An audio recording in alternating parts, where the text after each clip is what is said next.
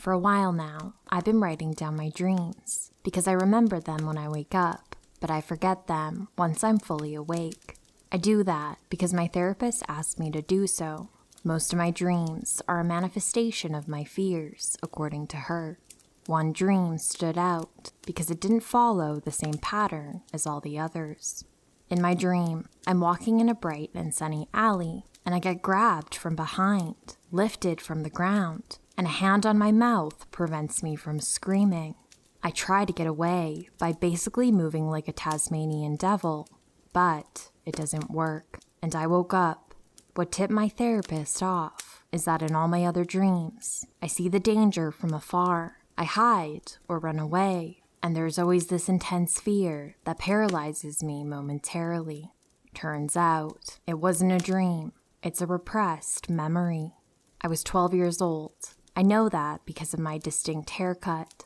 I used to cut my hair myself as a symbolic fuck you to my stepmother, who took great comfort in destroying me from the inside. She'd forbid me to cut my hair, so I would always do it. I also liked it. It allowed me to express myself. Anyways, we're at my stepmother's brother's house. It's in the suburb. My dad, my stepmother, her brother, and his girlfriend are also sitting on the patio at the front of the house. They drink and talk. Next to the house, there's an alleyway that leads to a baseball field, then some park with water games to cool down during summer, and then a regular park with swings.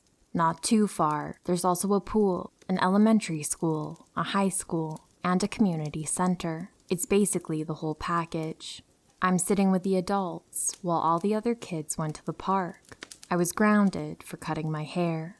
My stepmother was delighted at the opportunity to shame me publicly for no reason, and my dad, as the spineless parasite that he is, said or did nothing. I stood up and left to join the other kids. I could hear her scream at me behind my back, but I didn't care. I walked out to the front yard, took the alleyway, and went straight to a swing to forget about everything. I went to play with the others after a while. We made this parkour route, and we tried to be monkeys. At 6 o'clock, we knew it was supper time, so we decided to go back to the house. Once we're almost there, the youngest daughter of my stepmother's brother realizes that her watch fell off. She got worried because she didn't want to be grounded. The other kids didn't want to go back because we would all get grounded for being late. Since I was already grounded, I told them to go. I went back to look for the watch in the park. Fortunately, we were all following the same path in the park, so it wasn't hard to find the watch. I grabbed the watch and run to go back to the house. On the baseball field, I cross paths with a middle-aged man. He doesn't look suspicious at all, but moves suddenly as if he wanted to cut me to stop me from running. Right away, he takes a step back as if he'd realized it was too public. I double my speed. I run like a road runner. Just as I'm about to get out of the baseball field, another guy gets out of nowhere and grabs me. I resist, I fight, and I move like I have the devil inside to get out of his grip. The first man I crossed comes to help the guy. No fucking way. I'm not going down this way. I kick, I bite, and I hit. Fortunately for me, when one chooses to go for a two-man job, one better be coordinated. It wasn't their case. I fell down on the ground, straight on my stomach. I remember now the pain of having my breath cut short. I crawl in the opposite direction. I get to that white thing on the field. I guess it's a goal. I don't know baseball. I feel hands around my ankle. I grab the goal and smash it on the head of the guy grabbing me. I get up and run, avoiding the second guy. I cross the street without looking, get in the alley, and finally to the house's front yard. The other kids were as dusty and muddy as I am, so my state could be explained. I ran home, so me being out of breath could be explained. I said nothing. I sat down at the kids' table, gave the watch to the girl, and listened to my stepmother jubilate inside at the chance of reprimanding me. I don't know why I'm here, how I managed that. I don't live in the same province anymore. It was 20 years ago also. There's a baseball field near my house. When my therapist made me realize it wasn't a dream, I went to the field. Those goals are heavy. I don't know if they're different models or if things were done differently back then. I don't know how I lifted that at 12 years old, nor how I managed to get away from 2 grown men. Lately, I've been experiencing sleep problems. I can't stop thinking, what if? I'm working on it in therapy, but goddamn, there are some creepy nut jobs out there.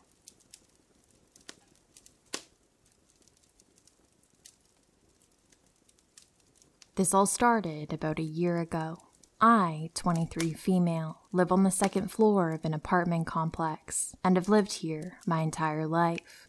The building is mostly families with young children and married couples. A lot of the families have lived here as long as my family has, so everyone knows each other pretty well. There's only one apartment unit that isn't occupied by a family, but rather by a pair of brothers who keep to themselves. One day, one of their sons, around my age, appeared out of the blue. He was strange off the bat. He would always wear a sweatshirt with the hood up and would run through the apartment complex to get to his apartment. I'm not sure what his face looked like because he always had the hood over his face. He lived on the 1st floor, on the back side of the complex, and would often get into his place by jumping through the window. He basically did everything in his power to avoid any interaction. I didn't mind him because I never saw him due to my busy schedule. However, one day, he started sitting on the top of the staircase that leads to my apartment. This was strange because his apartment unit was on the other side of the complex and on the 1st floor. I brushed it off at first, but it started happening every day. When I would come home from school, he was there. When my boyfriend at the time would drop me off at night, typically around 10:30 to 11, he would be there. Sometimes when I would leave and come back hours later, he would still be in the exact same spot, as if he didn't move through the 5+ hours I was gone. At this point, I told my parents and my boyfriend about it, and they became very vigilant. My boyfriend would park his car and walk me to my door. Every night he dropped me off. Once he saw my boyfriend, he stopped sitting on the staircase, and I thought it was over, but it wasn't. He started waiting for me at my bus stop. The bus I take home from school stops right across the street from my home, so it's a short walk. One day, when I was getting off, I saw him waiting at the bus stop. Once he saw me get off, he followed me into the complex and sat on the staircase. He also started following me when I would walk my dog. At this point, my parents were upset. My mom started letting the neighbors know he was following me around. My neighbors started making sure he wasn't bothering me, or if I was alone, they would start a conversation with me until I got to my door. One day, I got a friend request on Facebook from this guy. Mind you, he had never spoken a word to me, so how did he know my name, let alone find me on Facebook? My mom tried talking to his father, but they would never answer the door when my mom knocked on their door. So I'm thinking, it can't possibly get any worse, right? He seemed harmless, so I wasn't too worried. I was wrong. One day, when I returned to my boyfriend's house, my mom told me she had something to tell me, but she didn't want me to get spooked.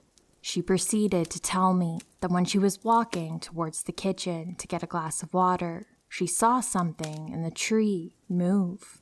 Our kitchen has a huge window that takes up most of the wall. In front of the window, there's a huge tree.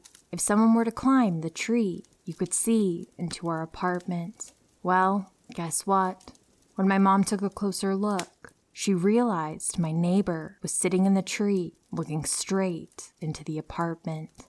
My mom called my dad over, and when my neighbor saw my dad, he jumped off the tree. At that moment, I felt my peace stolen from me. We filed a police report, but when the police went looking for him, he was gone. It turned out there were snack wrappers and a blanket hidden between the leaves of the trees. The police think that wasn't the first time he was up on the tree. I couldn't help but wonder how many times he saw me walking around, and I had no idea. It's been about 6 months, and I haven't seen him since. His father still lives in the complex, but there's no sight of him. The police haven't been able to find him, so I have no idea what happened to him, but I hope we never meet again.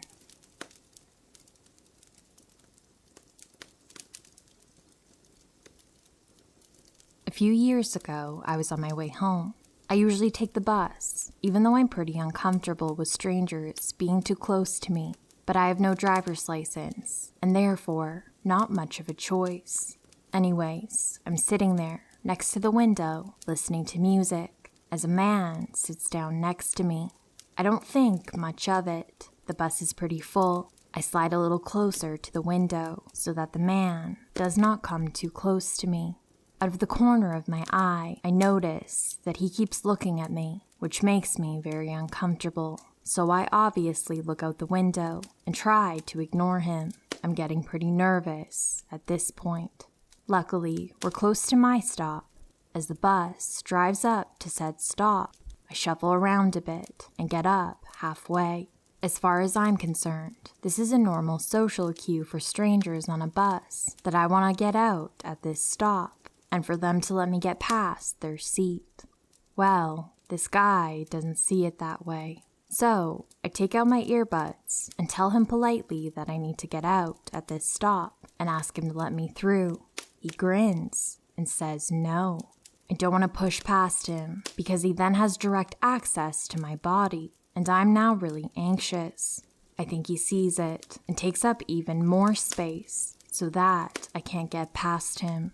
I also notice that he looks really unkempt and is about double my age. I was around 26 at this time.